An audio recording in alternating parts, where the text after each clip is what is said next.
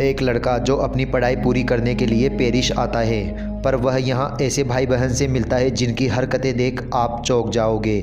आज हम आपको एक मूवी के बारे में बताने जा रहे हैं जिसका नाम है ड्रीमर्स। तो कहानी में आगे बढ़ने से पहले अगर आप चैनल पर नए हो तो सब्सक्राइब कर दीजिए और लाइक कमेंट कर दीजिए। तो चलिए शुरू करते हैं। हम एक लड़के को देखते हैं जिसका नाम मिथ था। मिथ अपनी पढ़ाई पूरी करने के लिए अमेरिका से पेरिस आता है। उसे फिल्म देखना काफ़ी पसंद था। एक दिन जब वो मूवी देखने जाता है तो उसे एक लड़की मिलती है जिसका नाम इज़ाबेल था। वो मिथ से कहती है कि मैंने पहले भी तुम्हें यहाँ देखा है, तुम अकेले आते हो। तो मिथ कहता है कि मुझे अमेरिका से आए कुछ ही दिन हुए हैं, इसलिए यहाँ मेरा कोई दोस्त नहीं है। तो फिर इज़ाबेल उसे अपने भाई से मिलाती है जिसका नाम थियो था। वह तीनों बातें ही कर रहे थे, तभी पुलिस वहाँ लाठीचार्ज कर देती है। तो यह तीनों बचकर यहाँ से भाग जाते हैं। मिथ अब खुश है क्योंकि उसे दोस्त मिल गए हैं। फिर रूम पर पहुंचकर मिथ अपनी मॉम को लेटर लिखता है, पर अब वह इज़ाबेल के बारे में ही सोच रहा था। अगली सुबह थियो मिथ को कॉल करता है और उसे अपने घर डिनर के लिए बुलाता है। मिथ जब उनके घर जाता है तो इज़ाबेल उसे मॉम डैड से मिलाती है। डिनर पर इज़ाबेल के पिता कुछ बात करते हैं, पर मिथ का ध्यान तो इज़ाबेल पर ही था। इज़ाबेल की मॉम मिथ को आज रात यहीं रुकने को कहती है। अगले दिन मॉम डैड को किसी काम के लिए बाहर जाना था और वह बच्चों के लिए चेक छोड़ देते हैं ताकि वह यहाँ आराम से रह सके।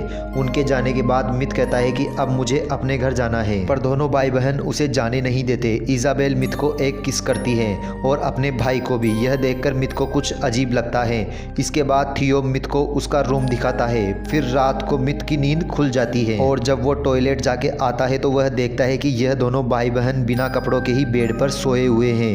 यह देखकर वो कुछ समझ नहीं पाता। अगली सुबह इज़ाबेल मिथ को जगाने आती है, पर मिथ डर जाता है क्योंकि उसने कपड़े नहीं पहने थे।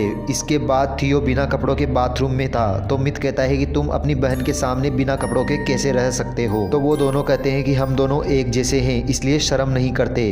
फिर आगे थियो मिथ से कहता है कि हमारे मॉम डैड 1 महीने तक घर वापस नहीं आएंगे, इसलिए तुम यहीं रुक जाओ। तो मिथ इज़ाबेल के चक्कर में मान जाता है और उनके साथ रहने लगता है। एक रात ये गेम खेलते हैं और मिथ को मूवी का नाम बताना होता है। भाई बहन के रिएक्ट करने पर मिथ मूवी का नाम बता देता है और वो जीत जाता है। तो वो दोनों कहते हैं कि हमें ऐसे ही इंसान की तलाश थी जो गेम पूरा कर सके।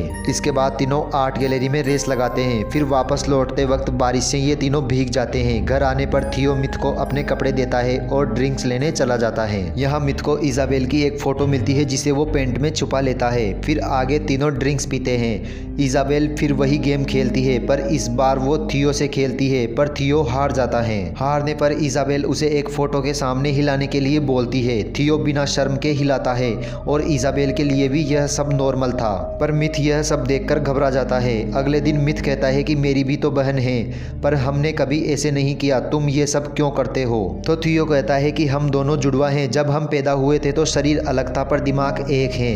हम एक दूसरे के बिना नहीं रह सकते। एक दिन फिर ये तीनों गेम खेलते हैं। एक को मूवी का डायलॉग बोलना था और दूसरे को उस मूवी का नाम बताना था। अगर नहीं बता पाए तो एक टास्क पूरा करना होगा। फिर थियो एक मूवी का रिएक्ट करता है, पर इन दोनों को कुछ समझ नहीं आता और ये दोनों हार जाते हैं। फिर थियो टास्क में उन दोनों को संभोग करने के लिए कहता है। तो टास्क के अनुसार इज़ाबेल अपने कपड़े उतारने लगती है, पर मिथ डर जाता है और बाथरूम में भागता है। पर जब वह बाथरूम से बाहर आता है तो थियो उसे पकड़ लेता है और दोनों भाई बहन मिलकर उसके कपड़े उतारने लगते हैं। पर मिथ की अंडरवियर में इज़ाबेल की फोटो मिलती है जिसे देखकर वो दोनों हंसने लगते हैं। फिर इसके बाद मिथ और इज़ाबेल दोनों संभोग करते हैं। तब मिथ को पता चलता है कि इज़ाबेल अभी भी वर्जिन है। इज़ाबेल कहती है कि हम दोनों साथ सोते जरूर हैं, पर हमारे बीच कुछ भी नहीं है। तो मिथ कहता है कि अगर यह बात तुम्हारे पेरेंट्स को पता चली तो क्या होगा।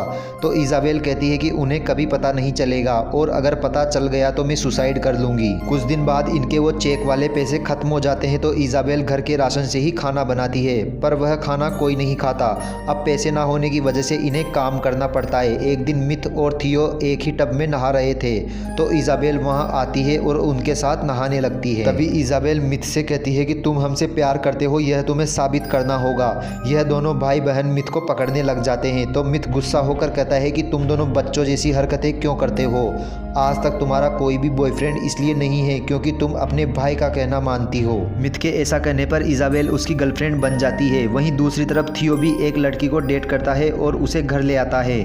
फिर जब इज़ाबेल इजाबेल और मिथ घर आते हैं तो उन्हें पता चलता है कि थियो किसी लड़की को घर ले आया है। यह देखकर इजाबेल को जलन होती है और वो रोने लगती है। इसके बाद मिथ और थियो साथ में बातें करते हैं। तभी इजाबेल इन दोनों को टेंट में ले जाती है जहां दोनों भाई बहन टेंट में सोया करते थे बचपन में। फिर ये तीनों बिना कपड़ों के ही सो जाते हैं। फिर सुबह उनके मॉम डैड घर आते हैं तो वो उन तीनों को बिना कपड़ों के सोते हुए देख लेते हैं। मॉम डैड घबरा जाते हैं और उनको उठाए बिना उनके लिए एक चेक छोड़ जाते हैं। जब इजाबेल उठती है तो उसे चेक मिलता है और वो समझ जाती है कि मॉम डैड को सब कुछ पता चल गया है। इसके बाद वो मरने का फैसला करती है और गैस पाइप लेकर सो जाती है। लेकिन बाहर शहर में विद्रोह चल रहा था तो एक पत्थर इनके घर के अंदर आ जाता है जिससे ये दोनों जग जाते हैं और ये तीनों भी विद्रोह में शामिल हो जाते हैं। लेकिन थियो आगे जाकर पुलिस वालों पर पत्थर फेंकने लगता है। मिथ उसे बहुत समझाता है पर वो नहीं सुनता। इजाबेल भी अपने भाई का साथ देने लगती है और दोनों चले जाते हैं। अब मिथ उनका साथ नहीं दे सकता था इसलिए वो वहां से चला जाता है। इसके बाद पुलिस सब पर लाठी चार्ज कर देती है और यह कहानी यहीं खत्म हो जाती है। दोस्तों आगे भी और कहानी देखने के लिए हमारे चैनल को सब्सक्राइब कर दीजिए और वीडियो को लाइक कर दीजिए।